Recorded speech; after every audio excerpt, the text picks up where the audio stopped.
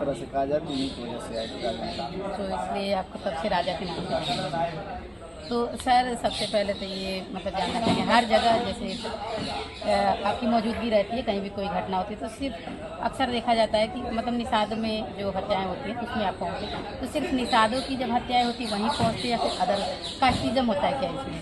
मैंने एक्चुअली में होता क्या है कि जहाँ अपने लोगों की निषाद समाज की हत्या होती है तो मुझे जल्दी सूचना मिल जाती है।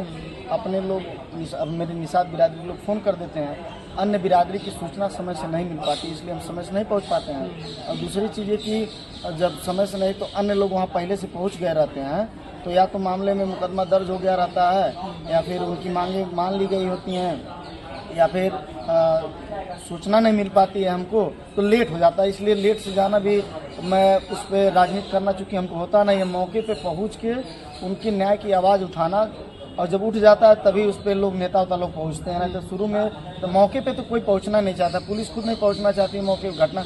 तो मुझे जो हमको तो ऐसे ऐसे फ़ोन आते हैं, भैया पथराव हो रहा है, मारपीट हो रही है, पत्थर चल रहा है, गोली चल गई, ये हत्या हो गई, तत्काल प्रभाव से फ़ोन आता है, मौके पर फ़ोन आ जाता है। कभी कभी कई मामलों में तो मैं खुद पुलिस भेजता हूँ, तो इसलिए मैं मौके पर चला जाता हूँ। और निषाद का ऐसा नहीं है, जो हमारे ज़्यादातर चूँकि निषाद में ज़्यादा आबादी जहाँ रहेगी, ज़्यादा जहाँ संघर्ष रहेगा, ज़्यादा वर्चस्व, तो विवाद ज़्यादातर निषादों के ही होते हैं। तो इसमें क्या होता है कि इनके मामलों में मैं जल्दी पहुंच जाता हूं, सूचना जल्दी मिल जाती है। दूसरी चीज़ है कि जातिवाद की कोई इसमें बात नहीं है, जो भी गरीब शोषित पिछड़े वंचित हैं, जो भी हमको याद करते हैं, मैं वहां पहुंचता हूं। और ऐसा नहीं कोई मामला हुआ है कि जहां मुझे कोई याद, और दीपक गुप्ता की हत्या हुई थी, मैं गया था वहाँ भी। हाँ, तो ऐसा नहीं है कि हम पहुँचते नहीं हैं, जो हमें याद करेगा हम निश्चित तौर पर पहुँचते हैं। और आए दिन देखते हैं कि निषादों की बहुत ज़्यादा हत्याएं, तो क्यों, आखिर क्या कारण है कि निषाद मारे? आज का जो परिवेश है, आज 1 नवंबर 2025 चल रहा है, क्योंकि बाइट रहेगा तो लोग भविष्य में भी देखेंगे। आज की जो निषाद समाज की राजनीतिक और सामाजिक परिस्थितियां हैं, ये वर्चस्व की राजनीति चल रही है यहाँ पे। मतलब ये निषाद समुदाय जो दशकों से अपने शोषण होता रहा है इनका, और ये अपने आप को स्थापित करने के मार्ग पे आगे बढ़ रहा है, तो ऐसी स्थिति में अन्य जातियों से वर्चस्व की लड़ाई होना स्वाभाविक है। अगर वो लोग समाजवाद, चाहे श्री राम, किसी जय भीम का नारा लगाते हैं लोग, अगर हम जय निषाद राज का लगाएंगे तो निश्चित तौर पर बुरा लगेगा सबको।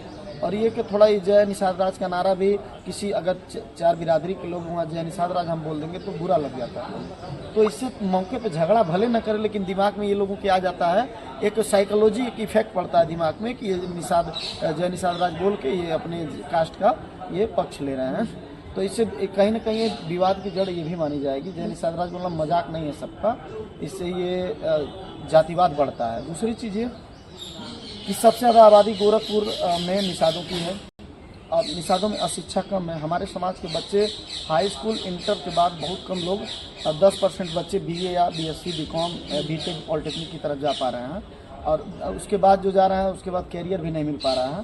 तो ये अशिक्षा का अभाव है। दूसरी चीज़ें, जब अशिक्षित रहेंगे तो आने वाली पीढ़ी जो है कि संस्कार सही नहीं मिल पाएगा कि कैसे समाज में हमको जगह बनाना है, कैसे किसी से बात करना है, तुम कहना है कि आप कहना है कि रे कहना है, ये चीज़ का सेंस जब नहीं रहता है तो ये और विवाद का कारण, और समाज में बराबरी नहीं मिल पाती है। इस नाते शिक्षा बहुत महत्वपूर्ण चीज़ है, जो हमको हर जगह बैठने का एक सही स्थान देती है।